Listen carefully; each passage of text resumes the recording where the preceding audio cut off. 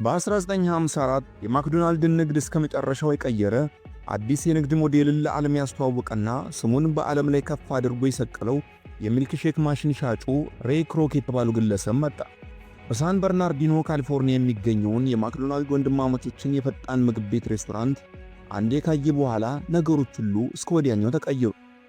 ክሮክ በኦክቶበር 5 1902 በኦክ ፓርክ ኢሊኖይ ከቼክ ስደተኛ ወላጆች የተወለደ ሲሆን እናቱ ከልጅነቱ ጀምሮ ፒያኖ ታስተምረው ነበር። በዚህም በወጣትነቱ የሙዚቃ ፍላጎት በተለይም ደግሞ ፒያኖ የመጫወት ፍላጎቱ በአካባቢው የሚገኘውን የጃዝ ባንድን እንዲቀላቀል አደረገው። ምንም እንኳን ይህ ሥራው ወደ ረጅም ጊዜ ስኬት ባይመራውም በሬዲዮ ጣቢያዎች እንኳን ሳይቀር በፒያኖ ተጫዋችነቱ ሰርቷል። አሜሪካ ተሳታፊ በነበረችበት በአንደኛው የዓለም ጦርነት ወቅት ምንም እንኳን ክሮክ ዕድሜው የጦር ሰራዊትን ለመቀላቀል በቂ ባይሆንም እሱ ግን በ15 ዓመቱ የአምቡላንስ ሾፌር ለመሆን ቀይ መስቀልን ለመቀላቀል ሲል ዕድሜውን ዋሽቶ በመቀጠር ስልጣናውን ወስዶ ጨርሶ ወደ ባህር ማዶ ተልኮ ከመስራቱ በፊት ጦርነቱ አበቃና እንዳሰበው የአምቡላንስ ሾፌር ሳይሆን ቀረ።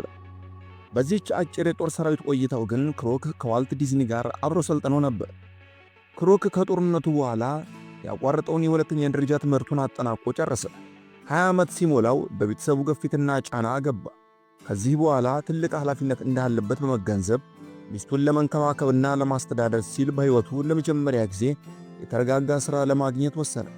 እናም የወረቀት ኩባያዎችን ለሚያመርተው ሊሊ ቱሊፕ ካፕ ለተባለ ካምፓኒ በሽያጭ ሠራተኛነት ተቀጥሮ መስራት ጀመረ። ክሮክ በነበሩት በቀጣይ ዓመታቶች ውስጥ የተዋጣለት የሽያጭ ሰው መሆን ቻለ። ጎን ለጎን ደግሞ ለሬዲዮ ጣቢያዎች ፒያኖ ይጫወታል። ሕይወቱን ለማሻሻል በሚችለው አቅም ሁሉ ይለፋል። ውሎ አድካሚ ነበር። ሁለት ሥራ እንኳን እየሠራ ገቢ ግን በቂ አልነበረ።